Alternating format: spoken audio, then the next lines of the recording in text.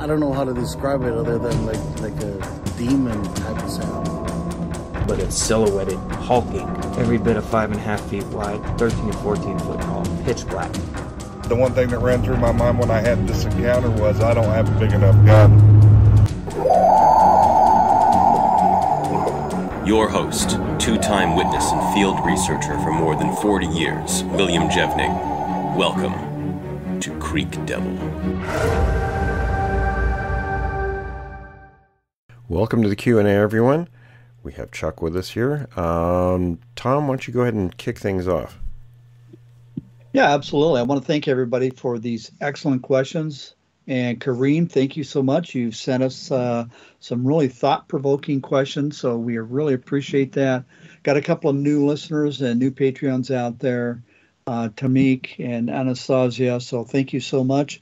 We really appreciate it. You guys keep the show going.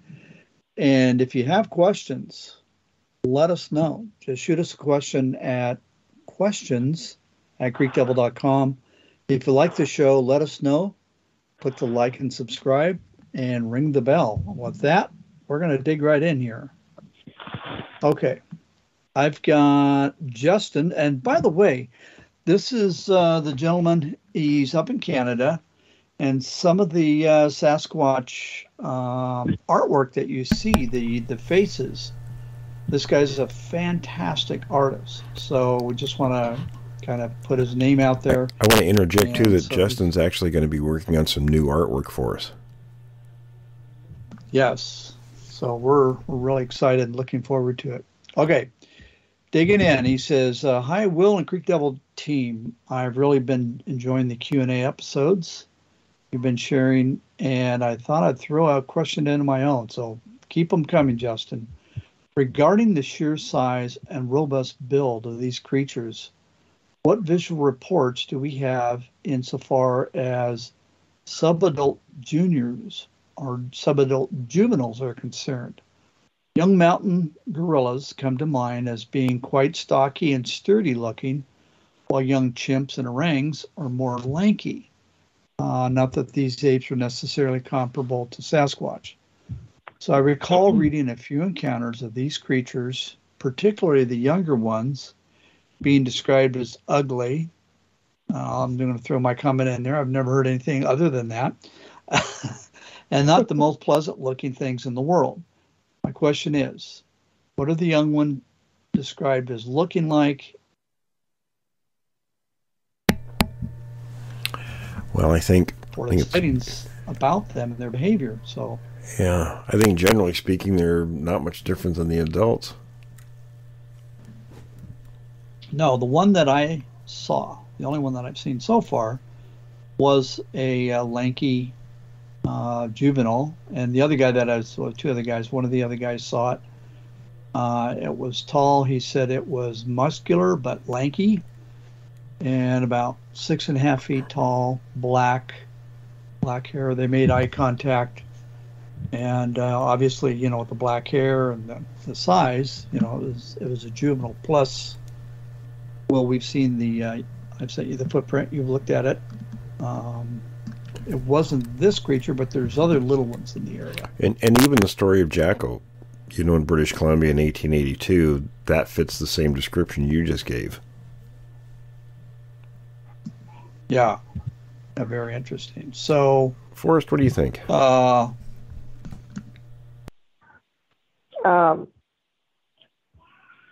their handsomeness? Well, let's start there. Yes, absolutely. And we're not going into their butts. We're not going into their butts. Okay. But it was the biggest butt I've ever seen.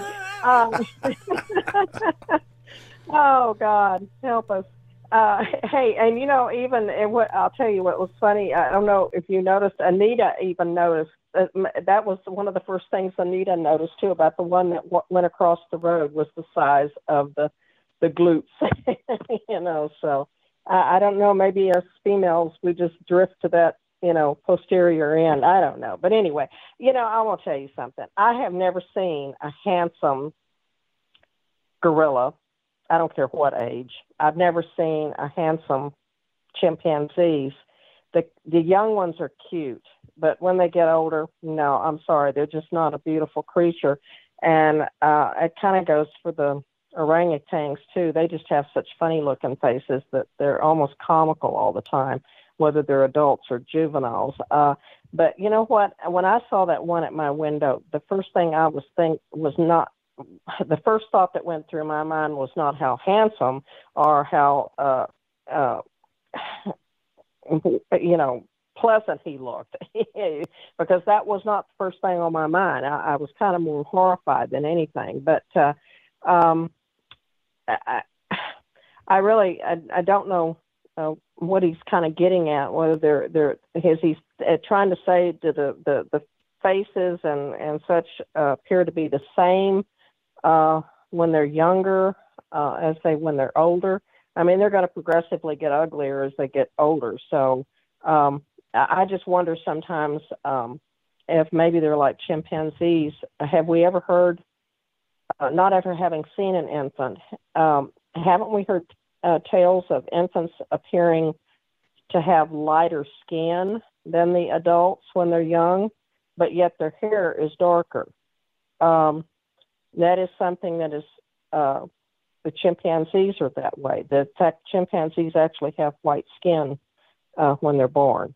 So, and then their hair is black.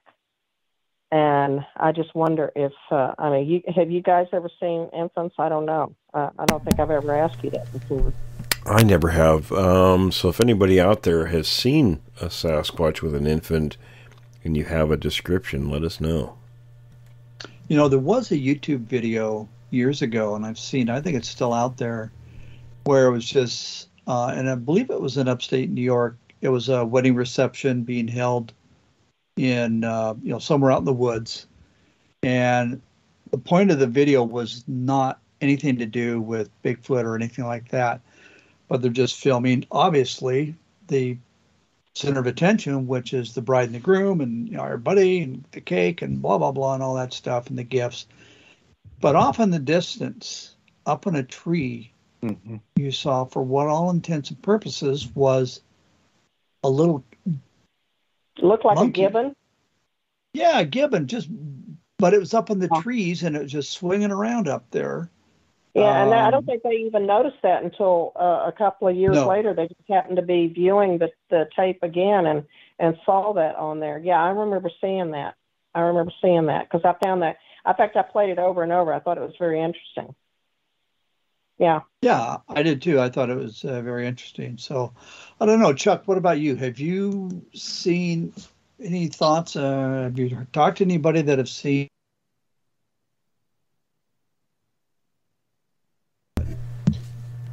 I think we lost you there, Tom. I actually took 3 pictures of a juvenile on the Cheyenne and Arapaho reservation, and he was real dark complected, had black hair. To me, he was pretty cute, but I think that's kind of a primate trait. The younger you are, the better looking you are. And the older you get, the worse you get. Story on that note. When I was going to Washington State University, one of my psych professors, it was a childhood development course, and the professor was talking about, we humans are probably hardwired to find human babies, extremely adorable and cute. Otherwise, we'd kill them. Right. I was thinking, geez, that's a great point to tell your students. little harsh. Yeah. Oh, my. Well, I think, personally, my opinion is that I think that juvenile Bigfoot would spend probably more time in trees, and it would not have surprised me in that film footage where you see that primate. So it was obviously a primate, because there's no human that could have been swinging the way that thing was swinging around. No. And you definitely tell if the arms were longer too, than a human. So you're gonna have juveniles of any ape species spending more time in the trees, I think, than on the ground for safety reasons, first off. And it wouldn't surprise me if Bigfoot are not the same way. Well, Forrest, it speaks volumes, the fact that this thing wasn't that far away from the wedding reception where there's a big gathering of humans, and yet it seemed comfortable to be playing around in the tree. And I believe at the end of the video, if you remember this or not, I think at the end it kind of hopped off, and it looked like it maybe hopped on the shoulders. Like it hopped off on something else, like might have been an adult. An adult standing there, and then went and hopped off, and it just walked off on the shoulders. You could tell it was actually on the shoulders of it's like the adult said, "We've had enough of this." Or something, yeah, yeah. Well, it wasn't a person. I don't think so. No, it was definitely way too big to be a person. Yeah, and this was definitely not a person swinging around in the limbs. It's a pretty cool video. So, if anybody out there knows anything like the people who filmed the video or anything, we'd love to hear from them. Okay, I'll take this one and then we'll pass it around. Karim wants to know, is it possible governments are covering up the matter due to religious reasons? Uncovering this creature might mess up the creation element of Adam and Eve. I also feel governments want to keep us in fear of forests, for most of us want to stay on the grid. Okay, they want to keep us they don't want venturing off the grid. I don't know about the whole religious thing, because that, my background is I'm a man of faith, and it doesn't rattle my cage in the slightest that there's something like this out there. So I don't think it has anything to do with Adam and Eve. Keeping us in fear. I don't. It's a good question, Kareem. Don't get me wrong. I think it's a great question. I'm not sure that's the motivating factor. Let's hand this off to Chuck, and then Forrest, and I'll speak last. Well, that's a pretty interesting topic, and I will say that I had my stint with having my phones tapped, and my laptop was tapped, and I think it was all due to the fact that I used the Freedom of Information Act and contacted about 7 different government agencies, and I don't think they liked my questioning, and I actually got a response from Wildlife, Fish and Game that actually did a report on 3 women that were driving down the highway in Oregon, and one ran out in front of them, and they reported it. And so Wildlife, Fish and Game went out there and did the study on it. And of course, by the time they got there, it was gone. But that was really the only report that I actually got from using the Freedom of Information Act. And I did get a response from another organization with the government, and they said we need specific names, specific places, and specific dates. Well, I guess they didn't think I would respond to that, and I sent them a 2-page letter with dates, names, and places, and never got a response from them. And 3 weeks later, or about 3 months later, not weeks, about 3 months later, I was audited by the IRS, and I've never had any kind of tax issues or anything like that. And so that's when I noticed that there was stuff happening around me that told me that they were pretty interested in what I was doing and what I was saying. And I had a really good friend. He was 87 years old at the time, and he had been investigating Bigfoot for 50 years. And he contacted me. He called me one night and said, "Hey, I need to know something." And I'm like, "Okay." He said, "Several months ago, did you use the Freedom of Information Act about Bigfoot?" And I said, I think my mouth hit the floor when he called me and asked me that. And I said, "Yes, sir, I did." And he said, "Well, I need to know what you asked them, and I need to know what kind of response you got from them. And I was shocked. And I later, this gentleman lived in Arkansas, and I had the pleasure of staying the night with him and his wife. And it was a really cool experience because he was pulling out maps and showing me places, and it was really a cool deal. But it bothered me how he found out about that, and I called him. Well, when I was there, I asked him, I said, how did you know that I had used the Freedom of Information Act? And he said, well, as you know, he said, I've worked with the government some. And he said, I had an FBI agent that contacted me. He was a good friend of mine. And he contacted me and wanted to know all about you. And he said, I was just shocked about what he was telling me. And because I didn't know how he found out about it. And he told me at the time, he said, Chuck, you stirred up a hornet's nest when you did that. And I asked him, I said, well, do you think I need to get away from this Bigfoot stuff and quit my show or whatever? And he said, no, not at all. He said, you're doing a damn good job. You need to keep it up. And so I thought that was pretty funny. But anyway, I think that my opinion of all that stuff is I think that if they came out and released information that these things exist, I think it's a money issue. They would lose thousands of dollars, I think, if they came out and said that these things exist. They do harm people in some cases. And I just think it's a money issue. I think that's where it's at, I think. I don't think it's thousands. I think it's millions, if not tens of millions. But the question I have, Chuck, is when you found out you got the report from Oregon, what was the verbiage you used? Did you just say Bigfoot, or what was your search criteria?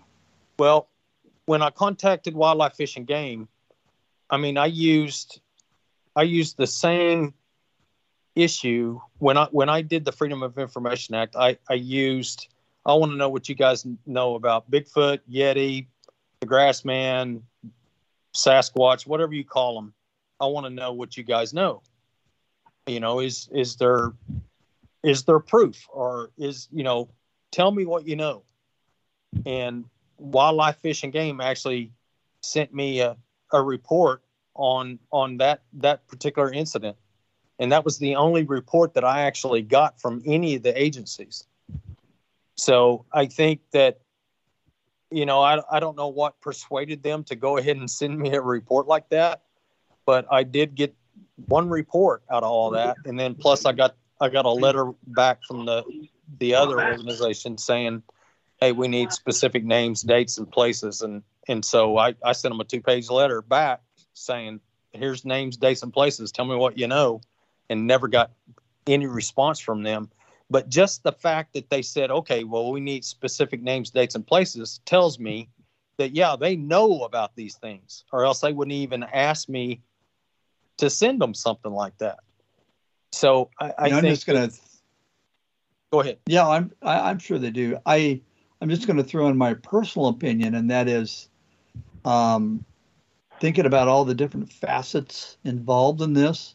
They basically, there's two options. One is disclosure. The other is containment. And I think I understand, we may not like it, but I understand the reasons behind containment. I think there's more than one reason, but I think, the government's not here to make everybody happy. They're here to govern. We're getting a little off topic, guys.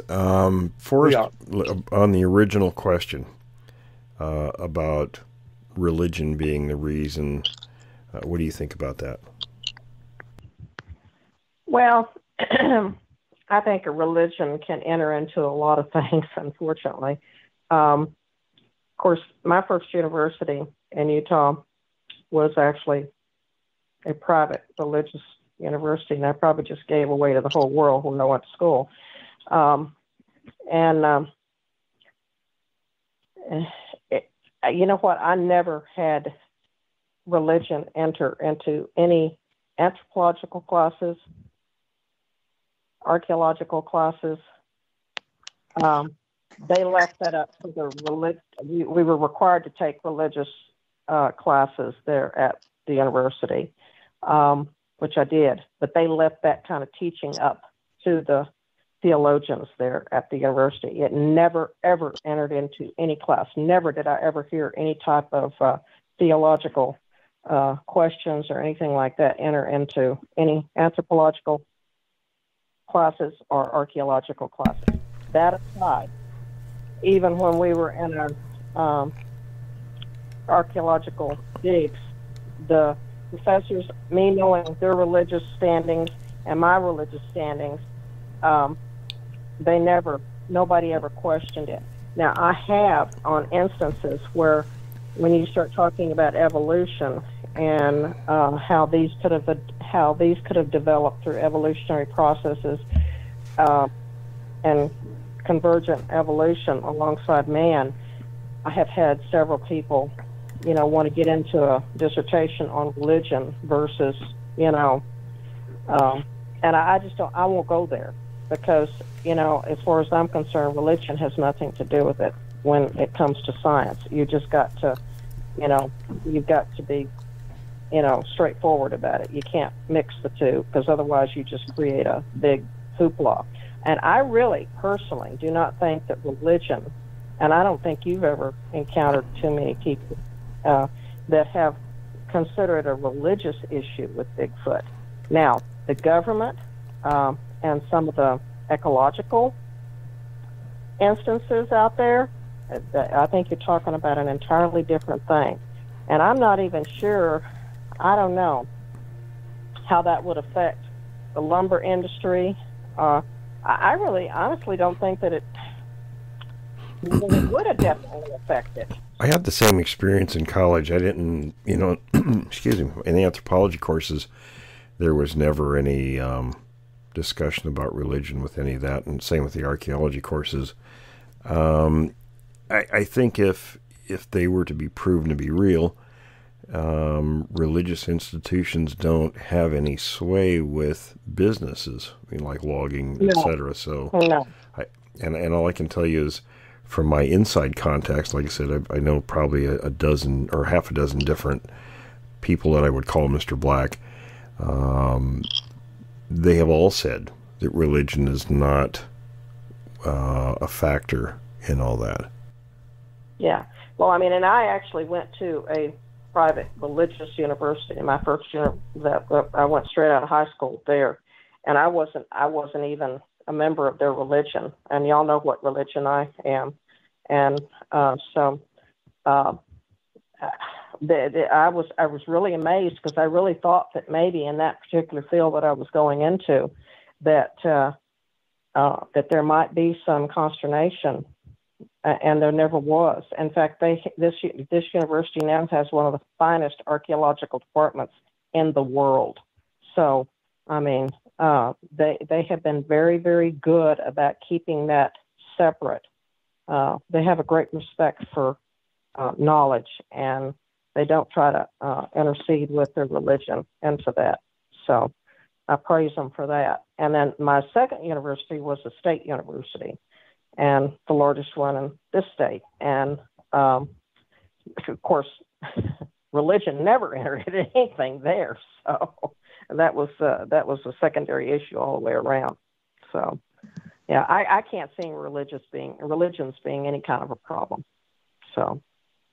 All right, we're going to move on. Will, do we have time for two more questions? We do. Okay. Again, this is from Karim. Karim, you are a deep thinker. I like this one. So here we go. Karim wants to know, I asked myself, did Bigfoot participate in the building of the megalithic ancient structures? Did our ancestors find a way? Tom, I think we lost your audio again. To these megalithic. Can you read that again, okay. Tom? We lost part of your audio. Okay, can you hear me now? I can hear you.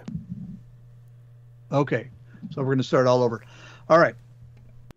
Excellent question from Karim. Karim says, I asked myself, did Bigfoot participate in the building of megalithic ancient structures? Did our ancestors find a way to enslave or employ these creatures in assisting them to build these megalithic structures around the world? I know it sounds bizarre, but looking at those ancient gigantic structures with heavy weights, and we know what we're talking about. We're talking about the pyramids, we're talking about Stonehenge and all the others. Is it possible that the creatures were involved with building these things? Maybe the Native Americans have an answer for that. I think it's possible, but let's look at the Egyptians, for example. They made a lot of hieroglyphs, and I think, if I'm incorrect, I don't know, but I'm pretty sure they probably depicted people working on those. So if the creatures were involved in that, wouldn't there have been some depictions throughout their hieroglyphs? What do you think, Forrest? Well, you're entirely correct. They have depicted a lot of things. There's a lot of questions that we still have to this day about how they moved some of those gigantic stones. But I think had they been employing the use of creatures such as Bigfoot, we would have seen them somewhere appearing in hieroglyphs. Now, of course, you hear the story of the Nephilim and all that. I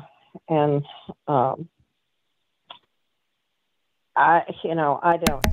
But the Sasquatch are not Nephilim.